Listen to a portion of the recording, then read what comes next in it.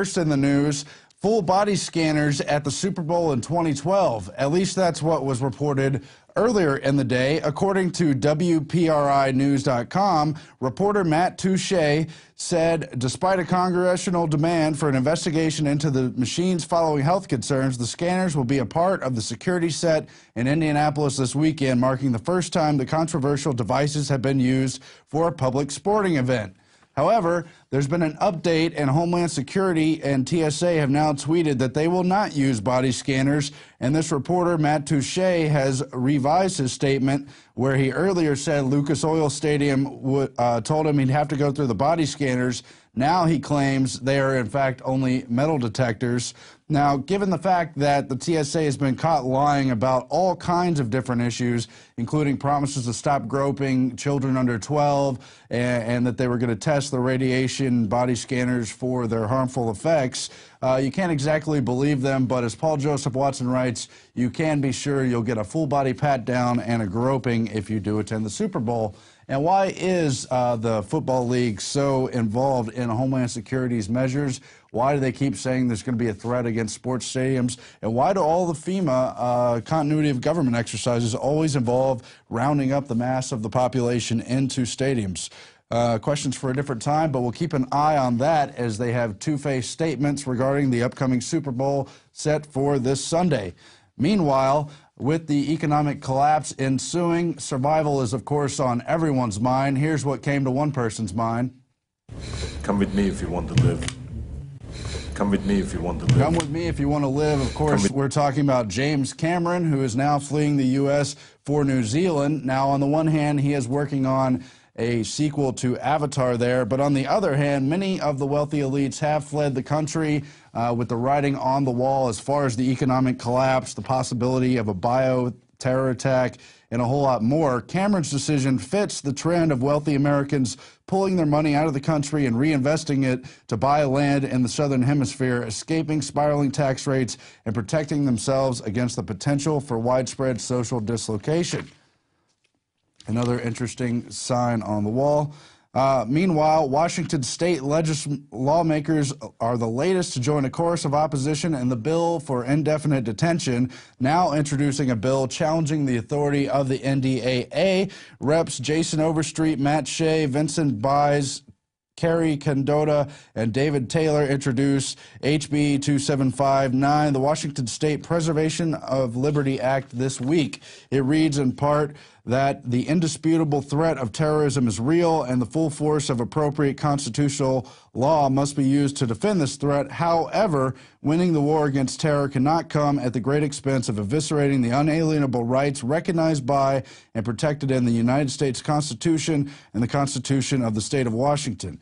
Indeed, undermining these constitutional rights only to concede to the terrorist demands of changing the fabric of what has made the U.S. Republic, granting the greatest number of people the greatest amount of liberty, justice, security, opportunity, prosperity, happiness, peace, and good ever known or experienced by humankind throughout the world. And of course, that's all well and good, but I think we do have to get honest about the real terrorist threat. It's so much of the manufactured hype about nonsense. All these cases have fallen through in court if they weren't outright FBI provocateured. All kinds of lies on 9/11 and more. So I want to challenge politicians that while it's great to stand up against the powers of the NDAA, somebody has to come clean and get honest about this whole damn system. Something to keep an eye on there. Meanwhile, the Ron Paul campaign headquarters were attacked in Washington State. We have a short clip of that now. Candidate Ron Paul's Washington State headquarters were attacked last night. Staff and volunteers were there as someone started throwing rocks. Nobody was hurt, but two volunteers felt the glass shatter as objects came through the windows. Police are investigating that. And that being yet another caucus state where Ron Paul's ground support threatens to capture more delegates in the GOP primary, even as the GOP establishment wants to hurriedly anoint Mitt Romney and keep Gingrich up there as a distraction. Now, there was another case a couple days ago in Florida, just ahead of that vote. Everyone step on his toes. Gingrich security harasses Ron Paul supporter. And it goes on to explain how Dillard, a Ron Paul supporter in his late 20s, showed up with a sign and found himself surrounded by Gingrich's little press corps.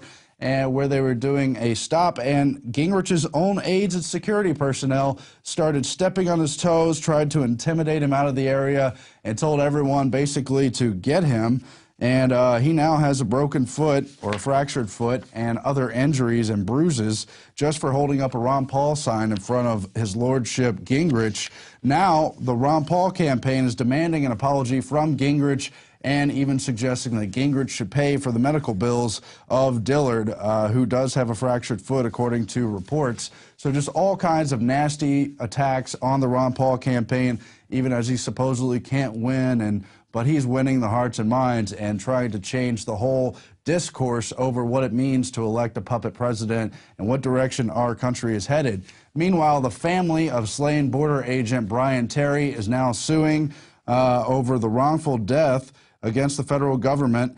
Terry was killed December 14, 2010 by drug cartel bandits in Arizona. They found 2 AK-47s at the scene, later linked to the government's own Fast and Furious gun running operation.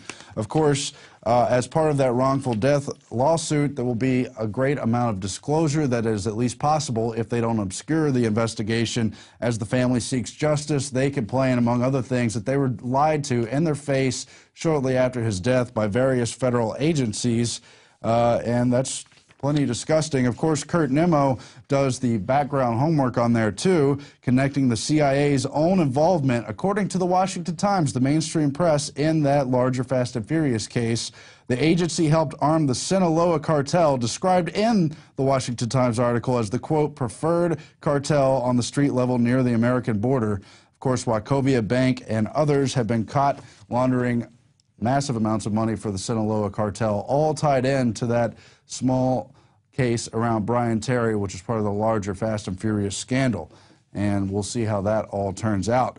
Meanwhile, San Onofre reactor offline for leak as it's investigated. That is near San Diego, an extremely small, NBC LA emphasizes, amount of radiation could have escaped from the San Onofre nuclear generating station near San Diego after a water leak prompted operators to shut down the reactor, according to officials. An extremely small amount of radiation. Where have we heard these lies before?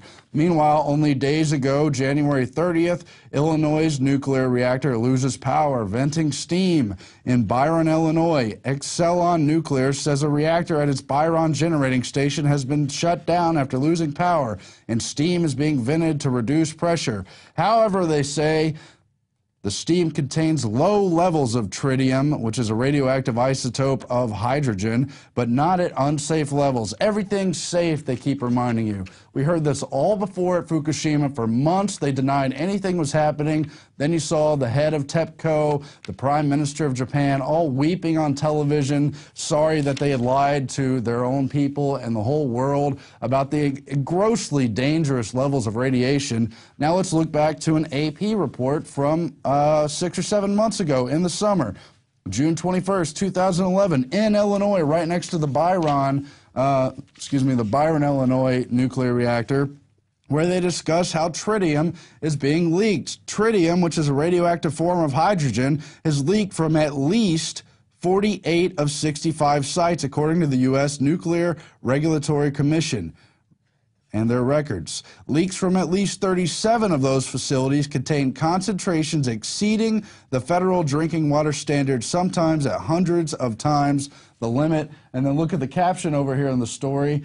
You can see it on screen as well as behind me here, that, let's see, more than 6 million gallons of tritium-laden water and repeated leaks dating back to the 1990s exist, but were not publicly reported until 2005. But don't worry, the AP and NBC LA have told you the levels are safe. There's nothing to worry about, just like at Fukushima.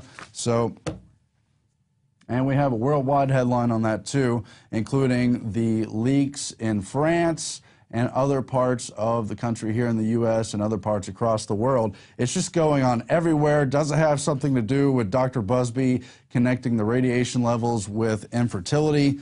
I don't know. Time will tell, but will it be too late then? And will officials warn people not to live next to nuclear reactors, or will they keep telling them how safe it is and how it's no big deal? It's basically the same as not living next to a nuclear reactor.